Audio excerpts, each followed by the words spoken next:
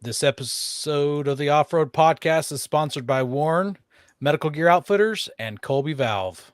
Off-Road Podcast, episode 420. Whoa, man. Hellwig. Tonight, Aaron gets the shaft, Coy rams it, and Ben puts all four tires back on the ground. Welcome to the Off-Road Podcast, the podcast about everything off-road. We cover the news, review products, and interview people in the off-road industry. Your hosts tonight are Aaron, Coy, and my name is Ben. And joining us tonight is Melanie from Hellwig Products. So, You forgot to say welcome to the show. oh yeah, welcome to the show, guys. Thank you. It's a little hot. Forgive me. Yeah. He's trying to make the show shorter by leaving stuff off so he can get done with the show sooner. Well, it's Yeah, hot. Who would It blame is him? hot. I've got some lemonade and yeah. Yeah, I've got an ice pack up my shirt right now. So here in the Pacific Northwest, it's at least where Coy and I are, it's 105 or so today. I don't know about Ben. Melanie said it's 107 down there It's in California. 98 degrees and 89% humidity at my house. It was perfect. Perfect weather. You can swim in the air almost.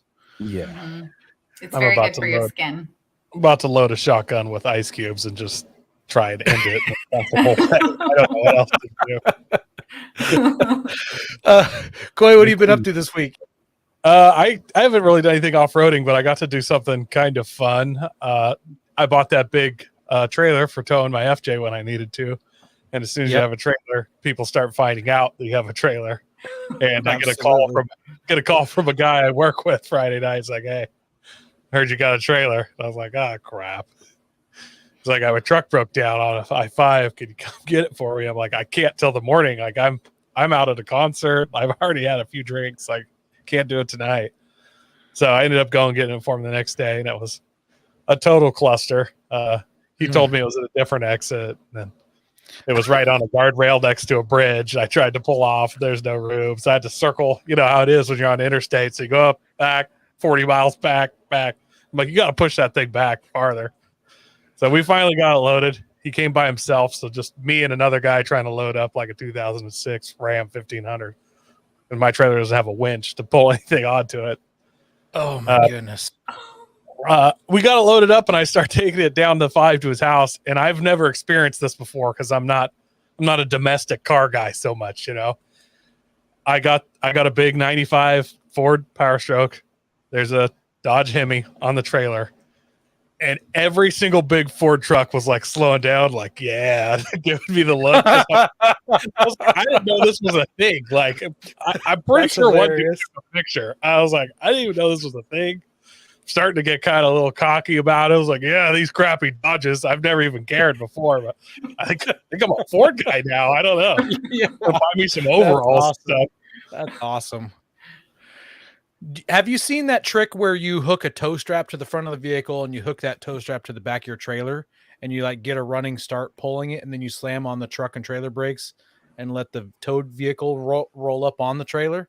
So I actually considered that, but I didn't have the room, and my trailer has jacks that you put down on the back so you don't like bend the trailer. So it I just see. so in the future, I think I need to actually get casters for those jacks so I can do that. Maybe I don't know. Or we could talk to our sponsor Warren about getting you a trailer winch.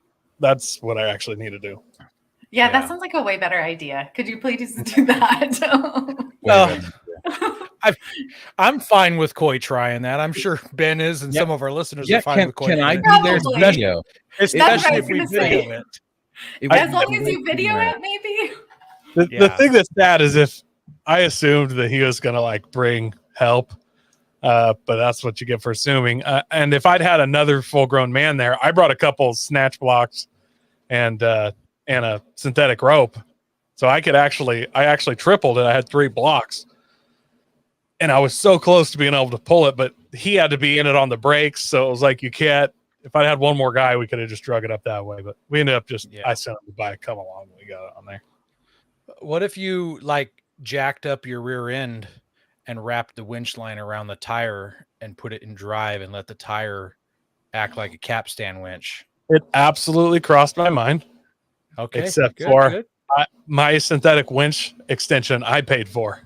So I was prepared to leave his truck there. It would make no difference to me, So if it was True, at a point true. like, yeah, you're gonna have to call a tow truck by. Like I'm not. Those synthetic ropes are not cheap. Yeah. What about you, Aaron? I heard you took care of some business. Yeah, so that axle I picked up a few weeks ago, the entire axle assembly for Nissan, I took it to my buddy's shop where I did my engine swap and all the suspension stuff. And I have another friend. He's one of the guys who came with us on the McGrew trip, and he needed an axle shaft. So I sold him half of the inside of the rear end that I bought, and I kept the other half. And we had an axle swap day. It went pretty good, except he had to do a little bit of tack welding. The nuts were spinning. The studs were spinning on the backer plate, so we had to tack them on to get the nuts loose. And I couldn't get my axle shaft free, so I had to use one of those slide hammer guys. And we dug around the shop. It took longer to build this piece of strut, and I say build it because it was not like normal strut, it was double strut, and we had to cut the back half of the strut off and then auger out the center of it with a step bit. It was a little chaotic, but got it out, put the new shafts in. Neither of us have a tire wobble anymore. It's pretty amazing what you can do with non-bent axle shafts. So I'm happy about that. I actually considered a good practical joke because I had the trailer and I had to drop off that truck in Independence, and I was like trying to do the math on how far Yamhill would be just to run up with the trailer. Like I knew you were going to get done. You'd need a tow back to your house and just talk some crap and leave. I was like, that'd be awesome. It wasn't really worth it with $4.89 a gallon fuel. So, besides that, today after work, I stopped by the county building and pulled an electrical permit for my shop, which I have mostly wired. But while I pulled the permit, I said, "Hey, by the way, can we schedule an inspection for Friday?" So I've got 4 days. I've got 3 days now. Technically, today is done, and Friday is 3 afternoons away from today. So to get the rest of the electrical done in my shop. So after work today, I spent 2 hours in the shop. I took this picture while I was out there. It was the only picture I took out there, but it was 103 degrees in my shop where I was working, and I was pouring buckets of water. So I took a nice cold shower before the podcast to bring my temperature down. So what do you have left on your electrical you got to run? I have to make up all the boxes, so I'm doing too bad, but I just have to make up pretty much all the boxes. I'm getting a cover inspection, so I've got all the conduit run now. I need to tighten all the joints at all the conduit, the lock nuts and the couplings and the connectors, all that thing, all the set screws need to be tightened down. So I probably have 3 hours worth of work to do, so it's not that big of a deal. I was going to point out, can't you just kind of wrap up what you have and then he inspects it and then you just finish it after he's done? I could, allegedly. Yes. Yeah. I mean, allegedly. Well, the work I did this afternoon, the couple hours of work I did this afternoon definitely had to get done before he showed up. So I got that done. How about you, Ben? Were you successful with your rig? I see you got all 4 tires back on the ground. I was very successful. So some pictures here. That's what happened after I pulled off my rotor. The parking brake was there, but half of it was falling apart because of when it landed. It busted free the parking brake locking spring things. I can't think of it's what you have in drum brakes. Okay. So it broke those free, and it's been 10 years since I've done drum brakes. So I got the stuff to just refresh the brakes since I was in there anyways, and got the studs in, and then I got it all assembled, and except for I was putting the brakes back together, or I got the brakes all on, and I couldn't fit the rotor on, and I was spazzing out. I grabbed the old rotor. I'm like, did I get the wrong size rotors? and I put it on. It wasn't fitting on. I'm like freaking out. I call my neighbor over, and he pulls out some rotor measuring calipers and some other stuff, and he's like, I just don't get it. The rotor's the right size and all that.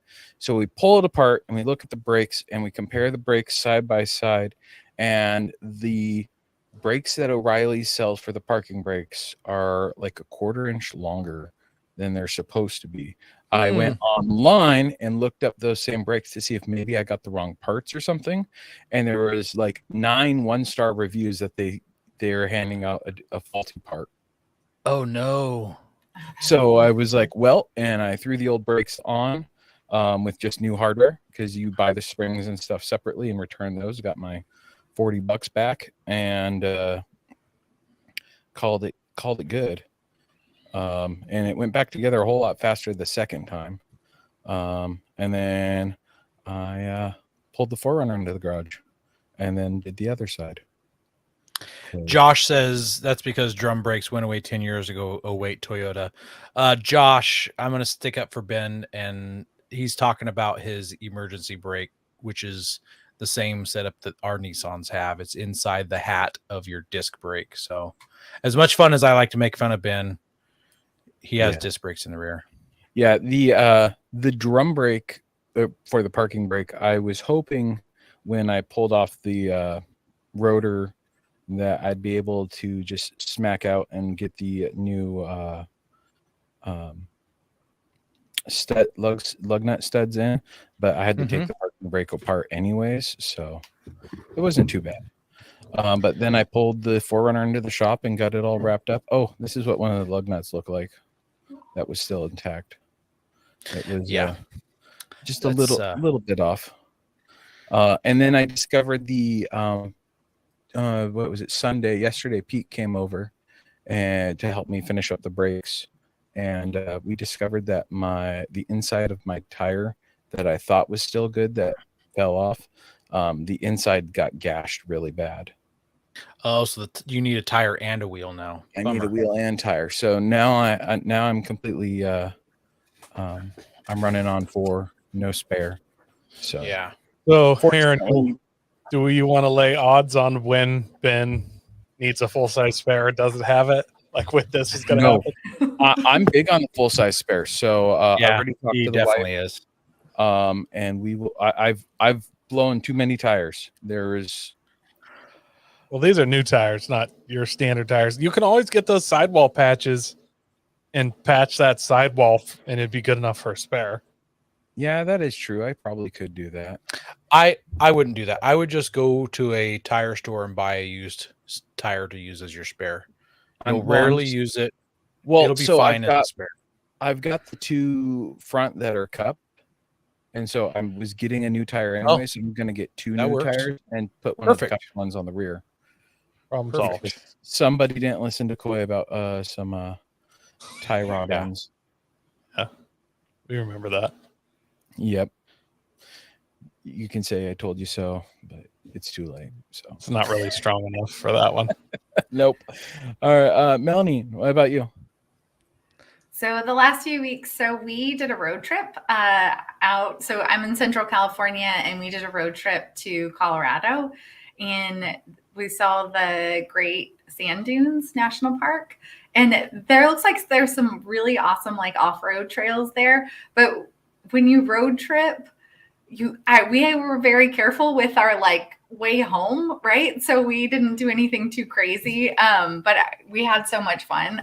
It was a great road trip, and the sand dunes are so fun. They're wild. They're in the middle of the Rockies, and we just had a blast running up and down them, and it was really fun. But I could imagine it would be really fun to go off road with them too, but we didn't. We were responsible. Something happens with age where we make better decisions about that stuff.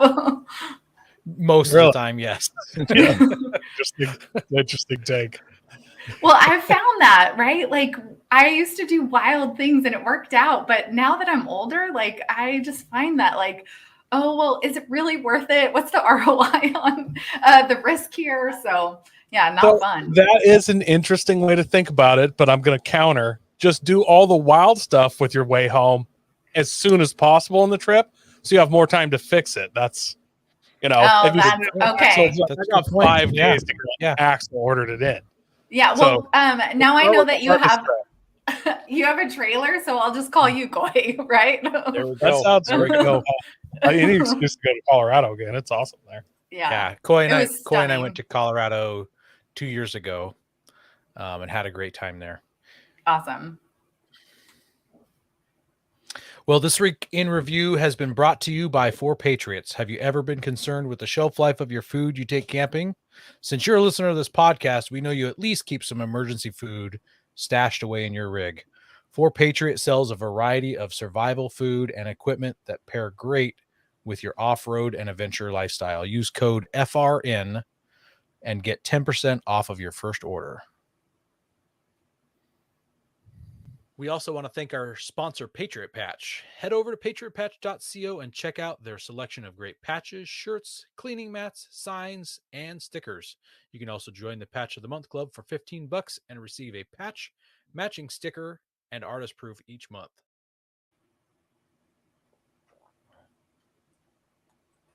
And let us not forget that our patches still around. $13 shipped to you in the U.S. For the first one, and 10 for any additional picked up in person. The Off-Road Podcast patch and the Lumen Locker patch. The Lumen Locker patch does glow in the dark. And Josh, thanks again for that picture.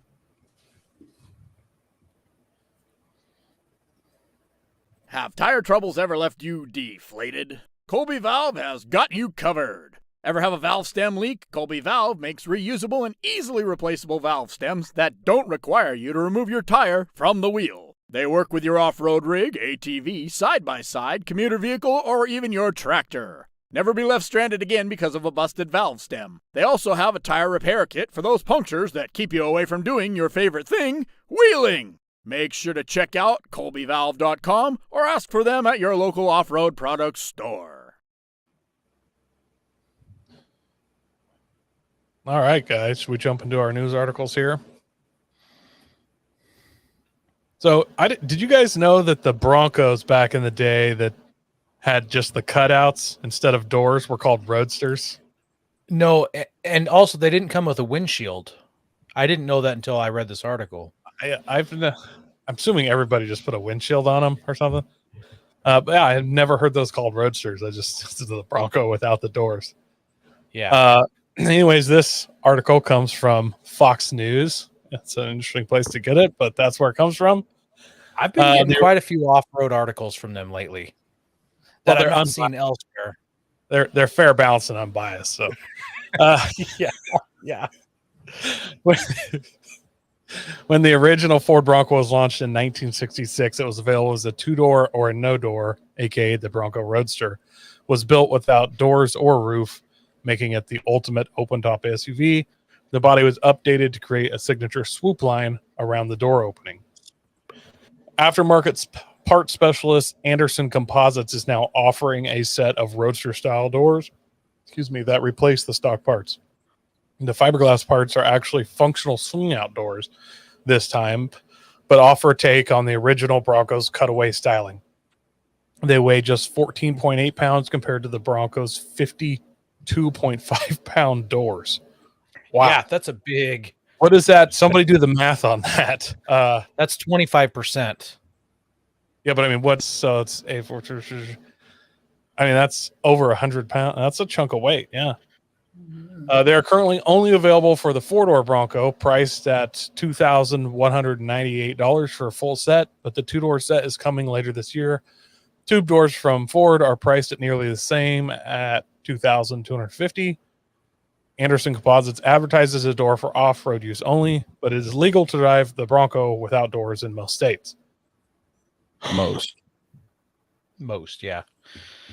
I think these are pretty cool. Coy and I were talking before the show. I mentioned that they you can still use them as a regular door. They still have a handle that opens them. And Coy's like, I would not be caught dead opening that door. It would not be cool in front of people to open that door. You have to climb over it no matter what you do. if I was opening that door, it would have to be for using it as a shooting rest, maybe something super cool. But as far as Something cool. Yeah. nobody would know those were actual doors. They would just think they're cutouts. Yeah. Yeah.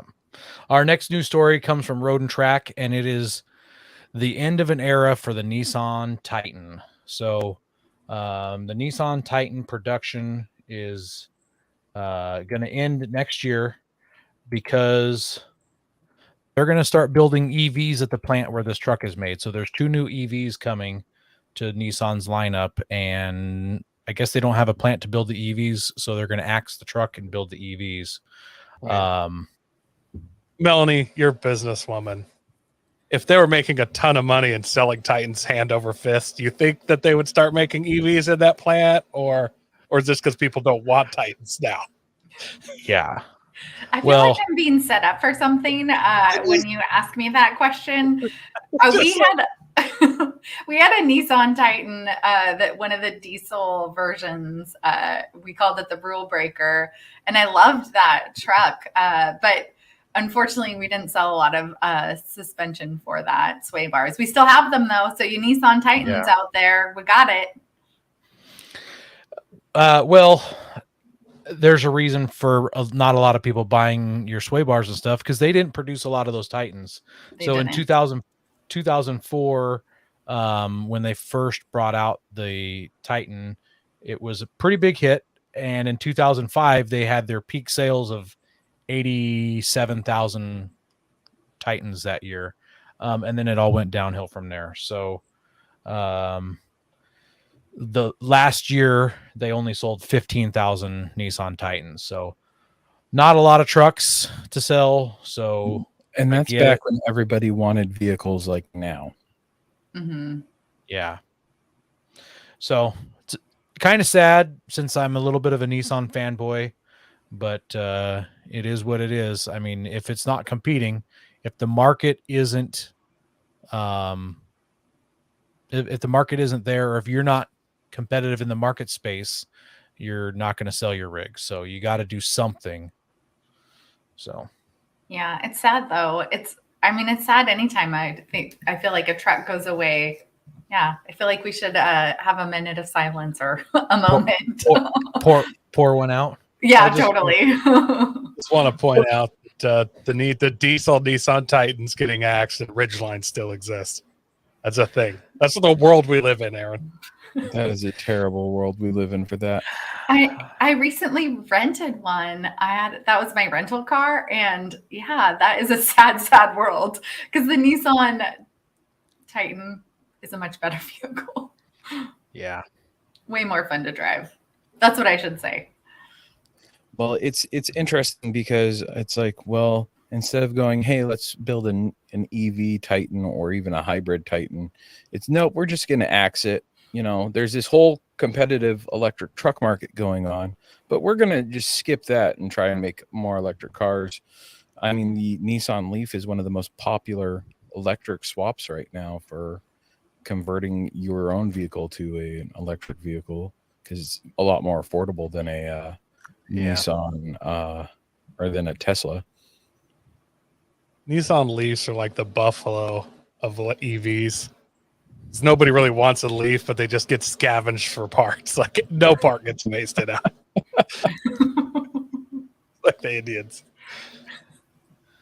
Go prepared with Warren Industries. They produced the first recreational winch in 1959 and lead the industry with their dedication to quality and reliability. When you dig yourself in deep, make sure you have the right tools to get yourself out. Get Warren equipped and go where others can't. Now, let's get ready for adventure and head into our main topic.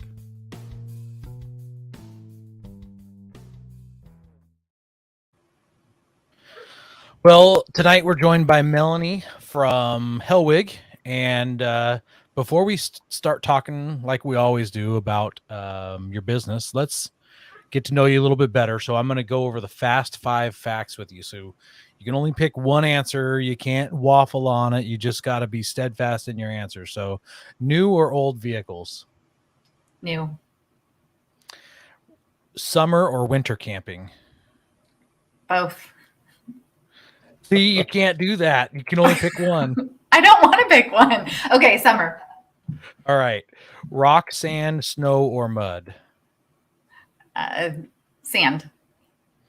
Favorite vehicle brand? Ford. Favorite tire? Falcon. And do you have any recommendations for someone who is new to off-roading?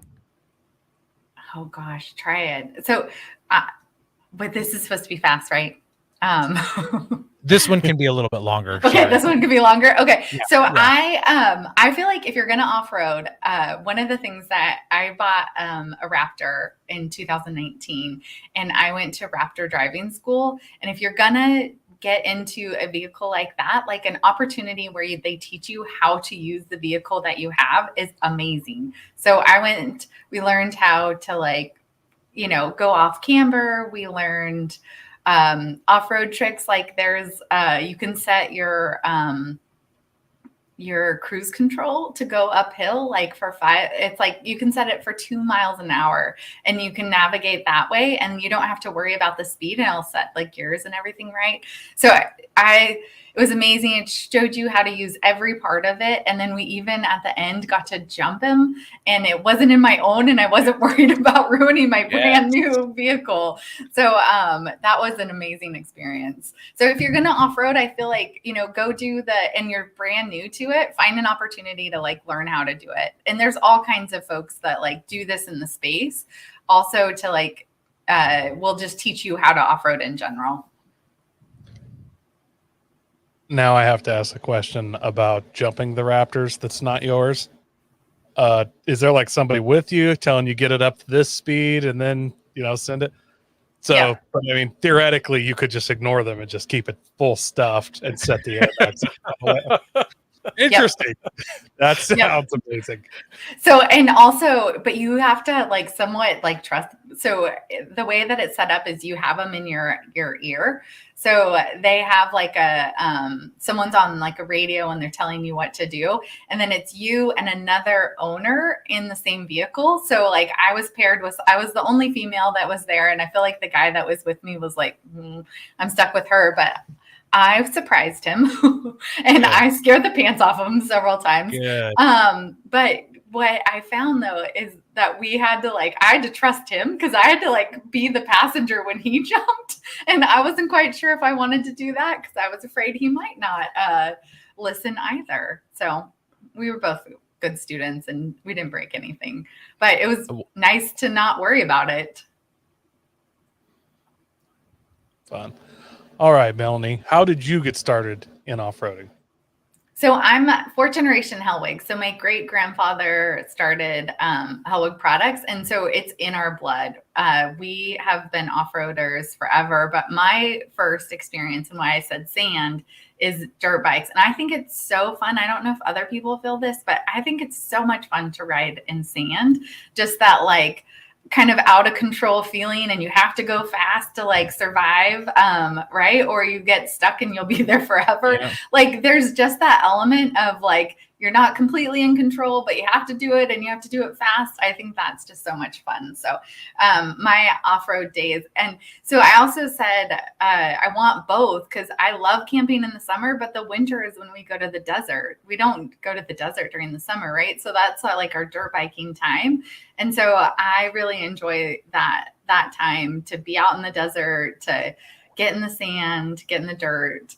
Unfortunately, I feel like, and I'm now referencing age twice here, but I feel like with age comes a cage. And so once I have my son, he's now 13, I stopped riding for a year, and it's amazing what happens. I'm sure you feel this in off-roading. When you stop doing something for a while, I wasn't very good at it. So I needed to get back and like get a lot of hours under my belt, and I just didn't get enough. So I have swapped to a cage. So side by side. Side by side. Mm-hmm. Yeah. So I feel like I have to like admit that here. I also feel like you cheated on summer and winter camping because your winter camping is basically summer camping everywhere else. It just Yeah. you wait until the temperatures are survivable. Yes, Whereas exactly. camping in the Pacific Northwest is like snow camping, and so or rain camping, depending on what. Yeah. How high you Tarps. I get it now though why you pick both. Yeah, and that's fair. So I should say summer, right? Because it's basically summer in the desert. It'll get to freezing temperatures at night, but during the day, I mean, we're out in the desert and it's like 70 degrees and you're in a tank top in the summer. Perfect. So it's awesome. Yeah, technically King of Hammers is winter camping. Yeah. Yeah. Technically. So you mentioned it was a motorcycle that you first took off road. What type of motorcycle? So I had an old beater. So I'm the oldest of 4 girls. My dad really wanted dirt bike partners, and I don't remember what that was. So the one that I've had the longest was like an electric start 230, and my son I've ridden that forever, but he's now my husband bought me a 150 this year. And my son also got a 150. And I was like, I tried it. I got on the bike again. And then we took it to the desert after Christmas and I gave him the keys back. And I was like, hey, I know that it's like figuratively, I give the keys. And I was like, this isn't for me anymore. I really do need a cage. But I've had several. They're all Hondas. But my first one was like a beater and it had like no marking on it. It was so heavy. Like it was, if it fell, I would need someone to help me pick it up. So that like 230 Honda was like perfect because I could handle it all by myself. It was electric start. It was awesome. But my son was like, I surprised him by the fact that I could kick a dirt bike. And he was like, wait, no, I need dad for this. I'm like, no, you don't. I can handle it. Nice. What is your most embarrassing moment on the trail? So I think my most embarrassing moment was at Moab. I took my Raptor. It was brand spanking new. I literally got it like Thursday and took off for Moab Friday. And so I took it off road. I'm on baby Lion's Back, if you know that area in Moab. And I'm with someone who's like kind of coaching me through like helping me navigate. And he takes a phone call. And I was a little bit like it's my brand spanking new baby, right? And I did not handle that situation very well. And I might have yelled at him and not nice things. And he hung up and walked me through the rest of it and helped me. But yeah, I was stuck like right on the edge. And he's like, hello.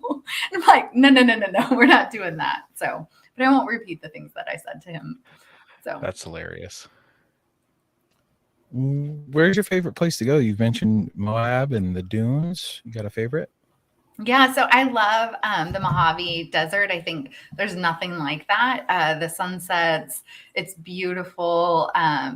There's just something like really magical about like the starkness of that. But I will say that Moab and any sort of like red rocks, to wheel in that situation is just amazing. And we've done a few trips out to Moab recently, and like the history, like, is just amazing there. We found like a dinosaur print in one of the red rocks, and it's like just off the trail. And it's just, you see the pictures of it, but when you're there, it's just, there's nothing as beautiful as those big rocks, red rocks, and the big blue sky. It's just stunning. Yeah, Moab is definitely a special place. Are there any places that you haven't been wheeling but you would like to go? Any bucket list places? Of course. There's always. So we were in Iceland a few years ago, and they take these like big like 4-wheel drive up glaciers, and I would love to do that. So that's on my bucket list, but there's so many places. I think, yeah, I mean, just getting off road and like into nature is just, it's really special. So there's so many places that I have not been and I want to discover. I did a book report on Iceland when I was like 13, 14 years old, and I've wanted to go there my whole life. I'm wildly jealous of people that go. Yeah, we went for Icelandic off-road, and that was amazing. So when you go, you need to go during that time. And my son got to like ride in one of the vehicles, which they drive so fast, they like drive on water. Like it's freaking amazing. Oh, yeah. And it's amazing, right? So it's like super exciting. They're doing all of these like crazy tricks.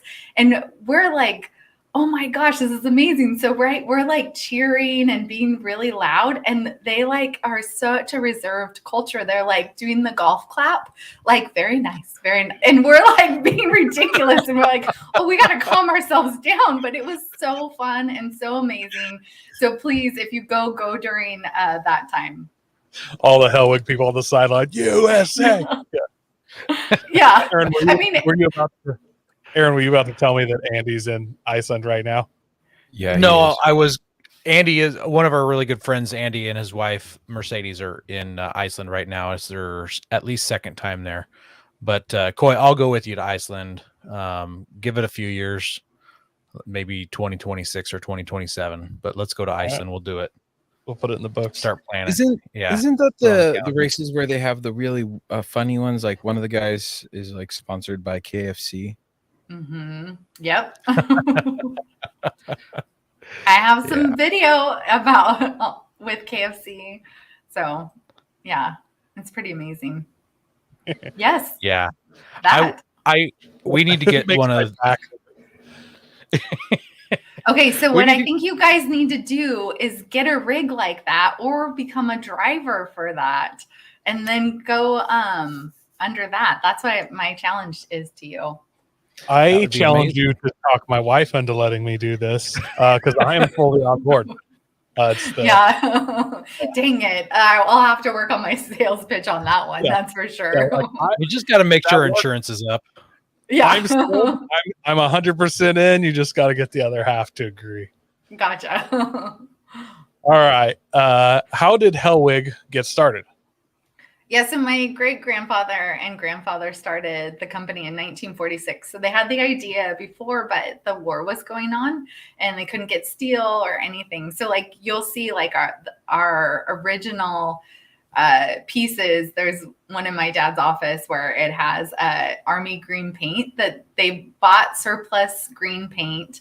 They put their idea into action, right? So they would do that in the evenings. They had my grandpa was in school. My great grandfather had a full-time job. So they both were like busy during the day, would manufacture at night. And then on the weekends, they'd sell to small shops. And then they'd also sell door to door. So if you had a saggy vehicle, they would go knock on your door and they'd say, hey, I can solve that problem. My grandpa would lay on his back in the driveway and install a helper spring for $7. So we still make helper springs. We've expanded to sway bars, but that's how we started. So it was a passion project for both of them, and then it's grown over the years. So nothing is $7, and we have a much different distribution model than we did back then. But it's kind of fun to like talk about like how we got started. Right. We got started in a garage and it was like it was a hobby. So you don't have guys out there going door to door with like a Milwaukee impact gun and going around to saggy vehicles and be like, hey, listen, I'll hook you up for $8. I mean, not anymore, but I don't know about you, but there's oftentimes when I'm driving and I wish I had like some sort of way to be like, hey, we've got something that can help solve that issue you've got going on, right? When they're like, they're saggy bottom, their like lights are pointing up the wrong way. I have very strong opinions about that and I want to let them know about it. But I think it is convenient that I don't have some way to communicate that. Just go back to your roots, poach a bunch of Curry vacuum salesmen, and door to door again. Door to door. I know. It's so obvious. You do it at camping grounds like what KOAs and all that, and state parks, and just have them walk around Kirby style. Yeah, that's All a good those- idea. Everybody towing an RV that's just smashed. Yeah, out of- totally. We do have tickets that we give away, which have like a discount code on them that say, you're violating our Saggy Oh, Bottoms nice. policy. Nice. And There's like a parking ticket. yep. And That's sweet. at King of the Hammers a few years ago, we had our marketing manager dressed up in attire, and at the time we had we called it the operator, but like a digi camo vehicle, and it had a light bar on top. And so he pulled people over and pretended to give them a ticket. And we did this video series, you can see, but people really thought he was a cop and did not appreciate it. And so once they found, right, they were like, it made them really nervous. And then so once he was like, oh no, this is just a joke, they're like, yeah, cool, peace out, I'm leaving. So it kind of like turned, you got to try stuff, but it didn't turn out as well as we had planned. Is there videos of that on YouTube? There are, but it's more, I'll let you guys in on the secret. It's a little bit more staged than we had planned. Okay. We had planned for it to be like this is someone's real reaction, but their real reaction was like, screw you. Yeah. Really, like, Yeah. I've been drinking and you're faking to be a cop. Yeah. Exactly. Yep. That's awesome. So what products do you guys sell now? Yeah, so we are selling helper springs and sway bars. So those are really our bread and butter. So like when you talk about like helper springs are all the trucks, anything that's leaf sprung, we have a helper spring for. And then for vehicles, we private label, and we also make products for OEs. So we've made something for as small as like a Textron off-road vehicle, all the way up to our largest bar goes on like a vehicle Oshkosh. It's a ginormous bar. Yeah. It's like 3 inches thick. It's crazy. But so we are, while we don't have like a deep, like a lot of different products, it's very wide in what we serve. I had a military truck for a while, an LMTV, and it had a massive sway bar on it. It needs it. Yeah. Yeah. Mm-hmm. Yeah. Yeah. It could have been mine. It is a good possibility. Yeah. So can you help us settle a bet here? I heard you just call it a sway bar, but like, I thought people called them anti-sway bars. Is there a right way, or is one just a shorter version? Yeah. So who's going to win the bet? We'll find out after you answer. Okay, dang it. I was gonna no, it's totally anti-sway bar. Like it is meant to be like an anti-sway, right? So it's supposed to take that sway out of the vehicle. And sway bars is like a short way to like get there. So can I say it's both and then everyone wins? Everyone gets a prize. But technically it's anti. Okay. We'll just keep calling them sway bars because that's kind of what everybody says. There are the real nerdy people out there that are like, no, it's an anti-sway bar. So and they're right. Yeah. Yeah, they're technically they're right, but yeah, it's They're just still nerds. Yeah. It's just lingo. Yeah. Take their lunch money. How will sway bars, or should I say anti-sway bars, help people who use their rigs off-road? Yeah. So a lot of it is, when you get off-road, and I used to drive, we had a Jeep here, a Hellwig Jeep, and it was super high off the ground, short wheelbase. And that thing, I don't know about you, but like if we took a turn, it felt like it was going to tip over. So the thing that sway bars, they don't interfere. And we do droop, we do a bunch of different testing to make sure that you still get the clearance, you still get all of the everything that you want to get in an off-road vehicle, but it gives you that ability to still like drive and function on the road. So it doesn't interfere with the off-road capabilities, but it makes it like actually manageable on the road.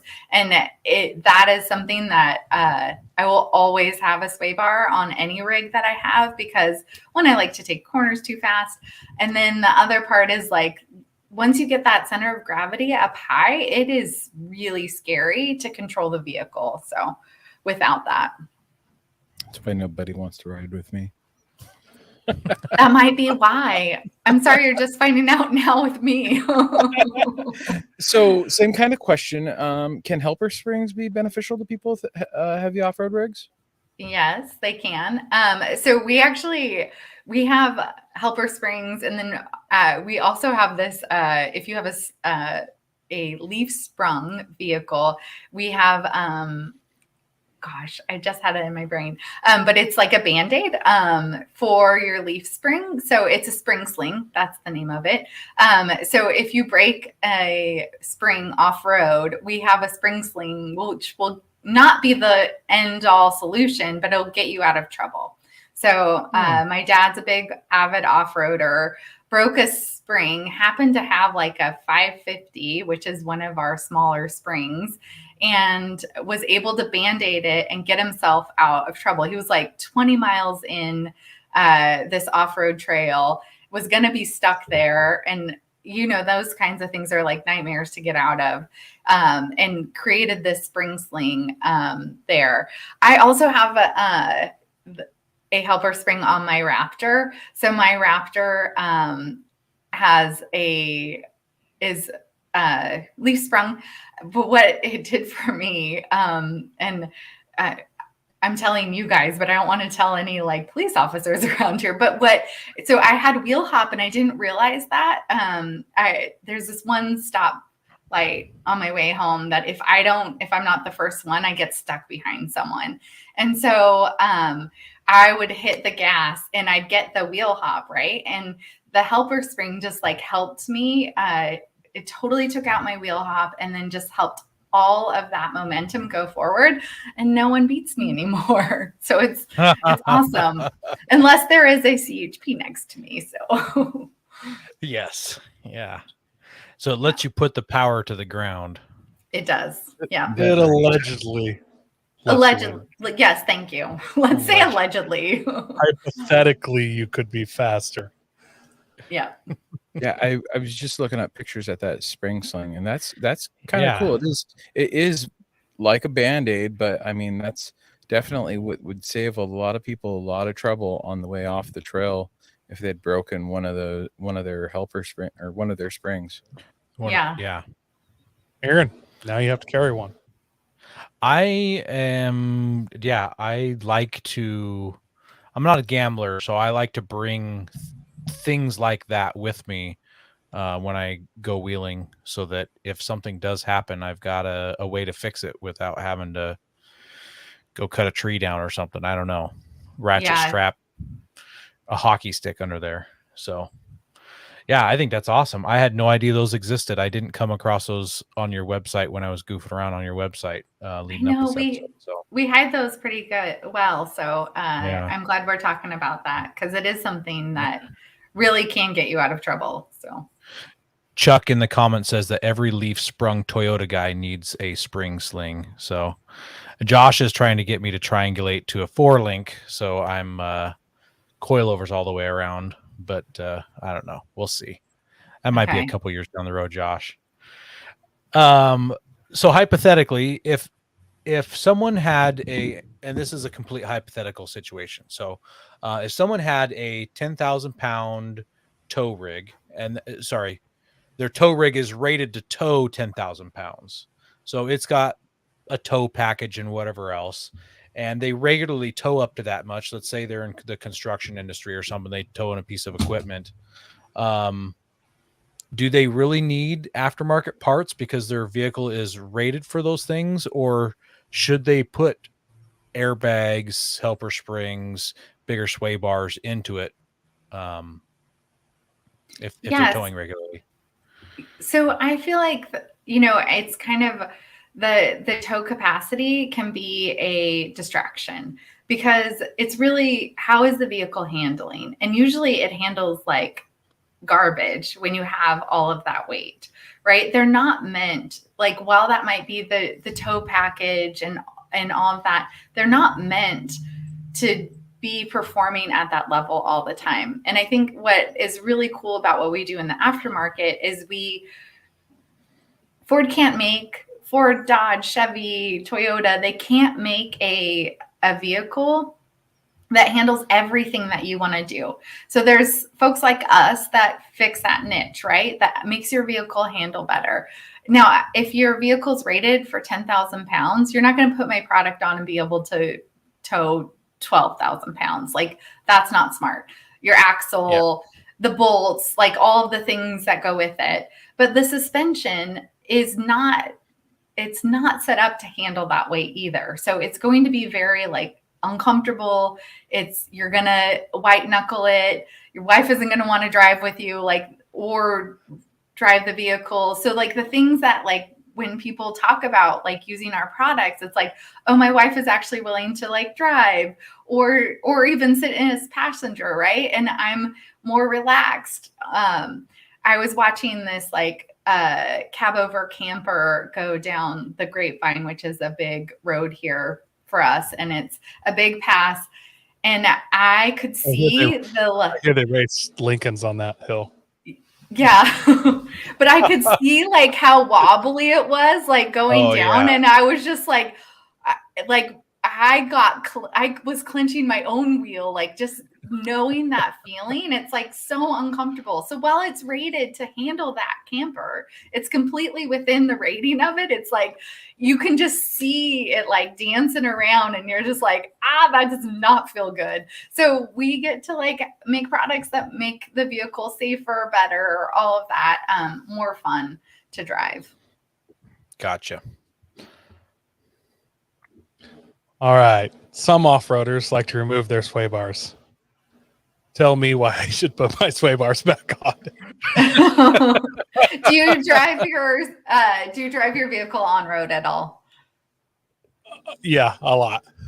Yeah, a lot. I have a video of me following him home from Central Oregon, and it's through a mountain pass going down, and I took a video of it allegedly while I was driving, and then I sent it to him, and he allegedly watched it while he was driving, and I like, bro, your truck is leaning really hard, and he's like, I know, I'm driving it.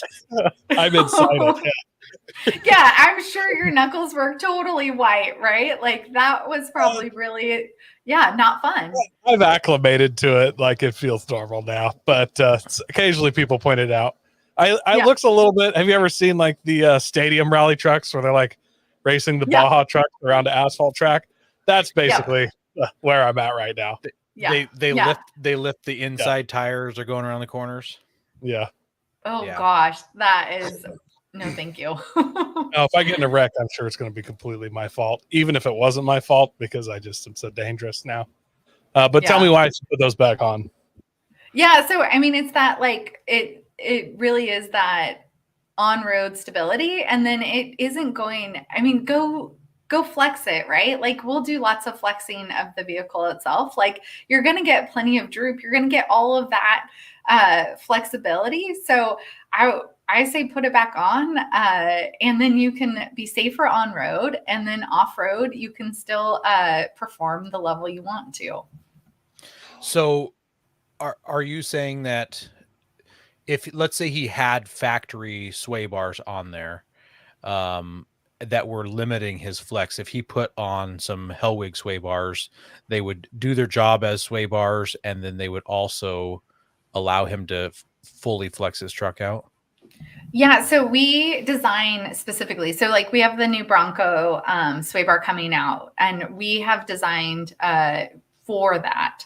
So we are intentional about that when we go into design, and at the same time, like you might have been able to get full droop in your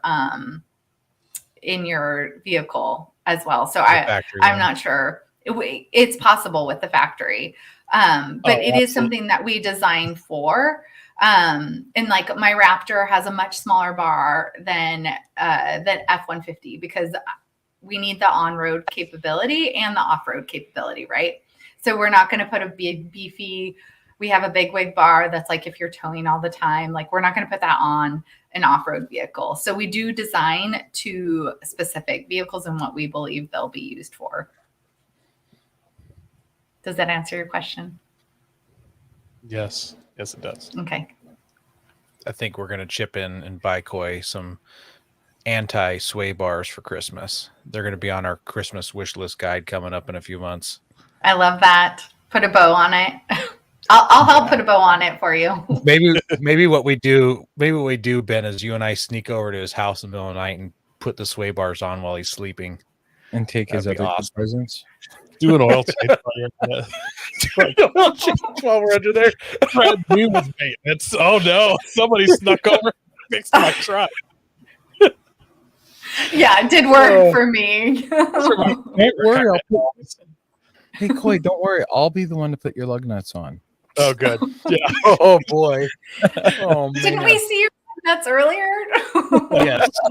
Well, Actually, actually, we didn't see his lug nuts. They came off on the freeway. Okay. Yeah. Only 3 of them. Yeah, he yard sailed it on the way home. literally only half of the lug nuts. Yeah. Only half. That's Yeah. at least 50%.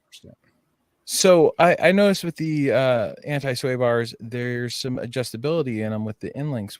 How's that important to your vehicle? Yeah, so there's adjustability a couple different ways. So we have on a lot of our sway bars have like a 3-hole option. So the closer in you mount the sway bar, the stiffer the bar will be, and the further out, the more flexibility you can get. So that's one way. And then the end links, we have adjustable end links, and that is so that your bar sits level. So, if you have a lifted vehicle, we don't want you having your bar sit at an angle. So it's really to get that like level and how it's supposed to sit. And the adjustable end links, so we have them, 4 to 6 inches, 6 to 8. So it gives you that flexibility to be able to match your own vehicle and the height that's at. Yeah, I didn't even think about that. Having a vehicle is going to affect how your sway bar end links are going to line up. Yeah, I will. My next question is, this one isn't hypothetical. So I have a 2017 F-150 and I replaced the bump stops with these Timbren overload bump stop things. Mm-hmm. And the ride's pretty firm. It only takes like a couple 100 pounds in the bed, and I'm sitting on those bump stops, and then it makes the truck really, really firm, which is annoying to me. My wife doesn't seem to notice. I don't know how, but I'm wondering if airbags would be a better option, because you guys also do airbags. We pull trailers often. We've got a farm here. We've got a camp trailer that we go camping with. So would airbags be better for a daily driver if we're towing occasionally? So we actually don't do airbags anymore. So in 2020, during the pandemic, we had major supply chain issues, and we did get out of that market. But I can still answer this question. Okay. So, All right. So airbags will give you, so it depends on what you're looking for, right? So the Timberens will give you that like always there. You're never going to have to worry about it. And that's what we talk about with our helper springs too. You're not going to have to worry about like any sort of maintenance or upkeep. The air is it will give you the most flexibility, but you're going to have to worry about upkeep. If you're in a colder climate and you have to worry about like freezing and you're off-road a lot and a rock gets in there, there's more to do and more to like pay attention to with the airbags. But there's nothing that gives you that flexibility, right? Like if you want, like I want a stock ride, that allows you to do that. So Timbren, helper springs, like you're going to feel those, like not with helper springs, it does increase the spring rate by just putting them on there. So you're going to feel a little bit of a stiffer ride in the beginning. And then I feel I don't even notice I have them on anymore. But immediately I was like, oh, I feel a little different. But there's that, like, so if you don't want to have that, like, oh, I feel a little different, like, then like airbags would be the way to go. Gotcha. I might take that. I might take that up, because even with it not having any weight in the bed, the take up between the leaf springs flexing and the contact made by the bump stop, it's a pretty good bang. And it's just annoying to me that it's banging down the road when you hit bumps. So yeah. Well, if you ever want to try helper springs, I would love to get your feedback on that too. So maybe that could be like a next step that you try as you're trying products out. So there we go. Yeah. So both Aaron and I, like most poor people with death wishes, have a background in the sport compact market.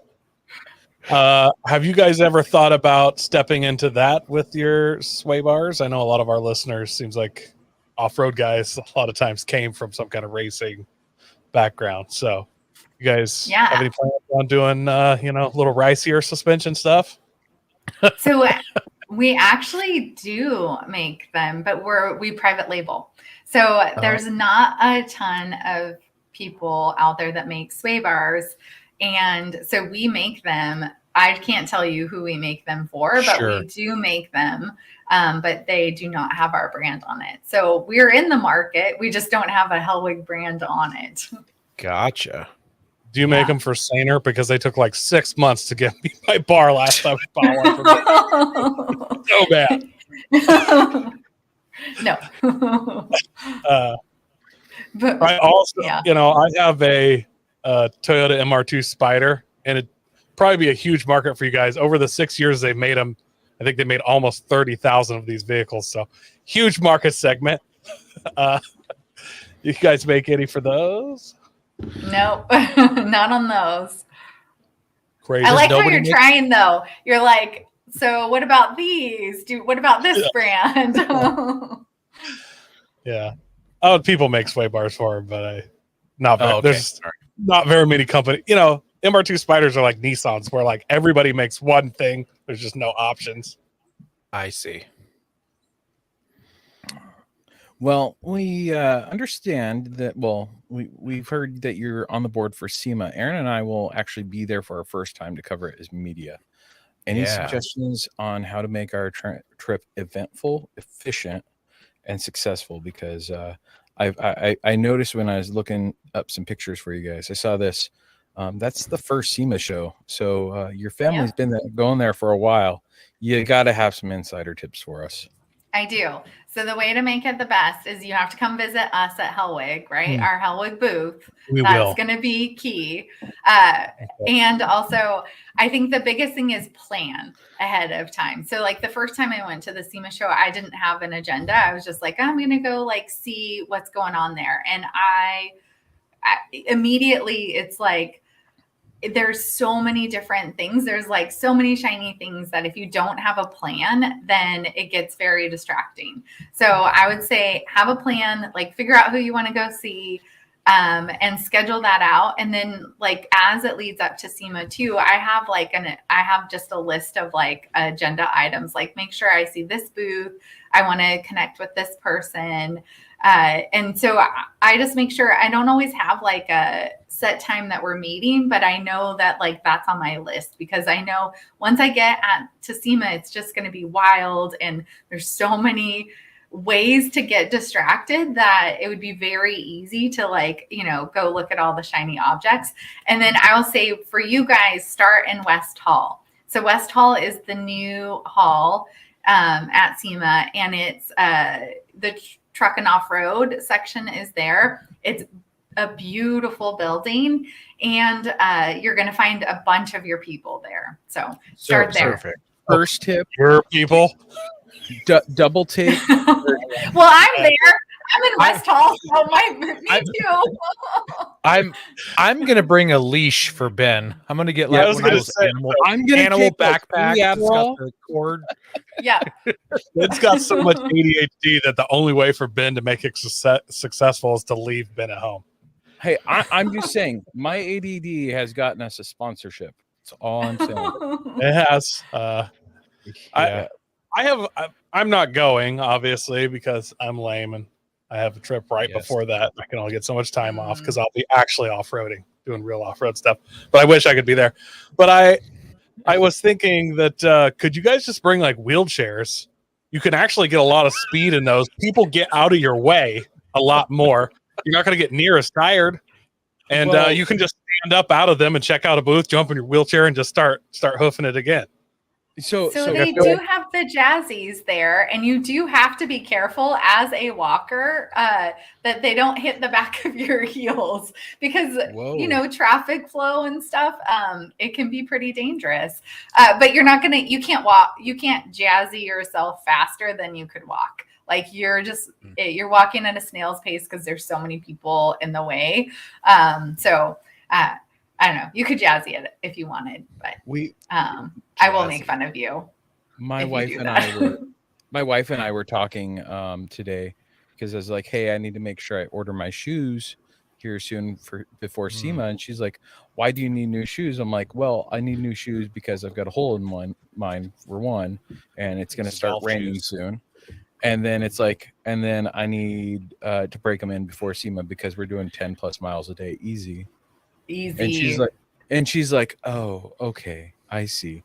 And then I'm like sitting there looking at shoes. I'm like, should I get something with ankle support because I've sprained my ankle so many times. I broke my ankle, and now I sprain it all the time. I'm like, I need to not end up on crutches before SEMA. Ben, you better not sprain your ankle at SEMA. I'll leave you there. I'm not. No, then he can really use the jazzy.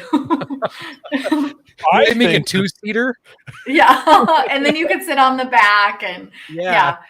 I'm glad you brought up shoes. So shoes are so important. So make sure that you bring a pair, but bring extras. Like I bring like 5 different pairs of shoes. If I get because sometimes you get you can't expect, you don't know what your feet are going to do in 10 miles of a certain shoe that you'll end up with the blister and you need another shoe. I have different like insoles that I slip into different shoes. Whoa. So yeah, like it is. That's technical. So the shoe game is a real thing for SEMA. So I should bring my Crocs as well then, huh? No. I think your Crocs will kill you. Aaron's going to tell you this is a bad idea, but I have inside sources saying that is a great idea. Since you have to buy new shoes anyways, do you remember those Heelys from when you were a kid? No. The shoes? No. Think about No how Heelys fast for you bed. get around. Did you not see the video I shared? And Sarah commented, "Yes, please get them so I can watch you break your ankle again." You have better balance than you think, Ben. And with all the ADHD medicine you're going to be on, your focus is going to be somewhere. Like, I think that the Heelys is really what you should. It's time, Ben. You're ready. The magic was never. See, the problem is, the problem is Aaron's going to have me on a leash apparently, so he's just going to jerk the leash if I get too far away. Yeah. Yeah. All right. Well, we're real thankful you came on, Melanie. This is a real fun show. I definitely learned some stuff, and I hope our listeners did too. So our last question is, where can our listeners find out more about Hellwig? Yeah, so we're on all of the social channels. So Facebook, LinkedIn, Instagram, and we're all Hellwig products there.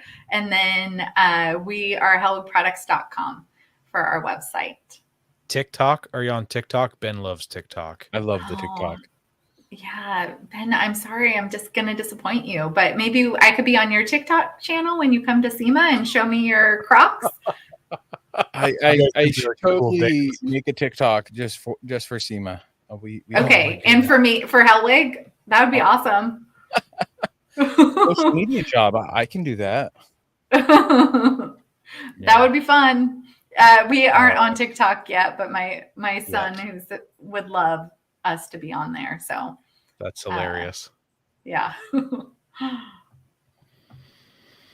All right. Well, next week we've got Center Force clutches coming on. I think that'll be a great interview, talking to people about wheeling with a third pedal. So we want to say thank you to everybody who listens to us weekly and to those who are watching us live on YouTube.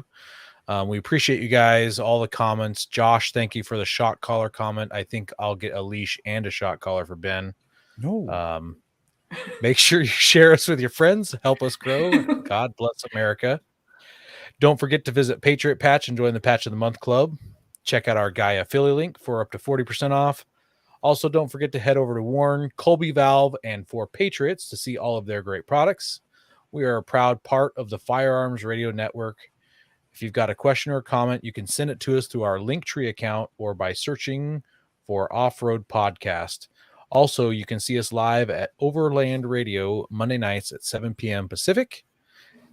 Make sure when you're off-road to have fun, tread lightly, be safe and courteous.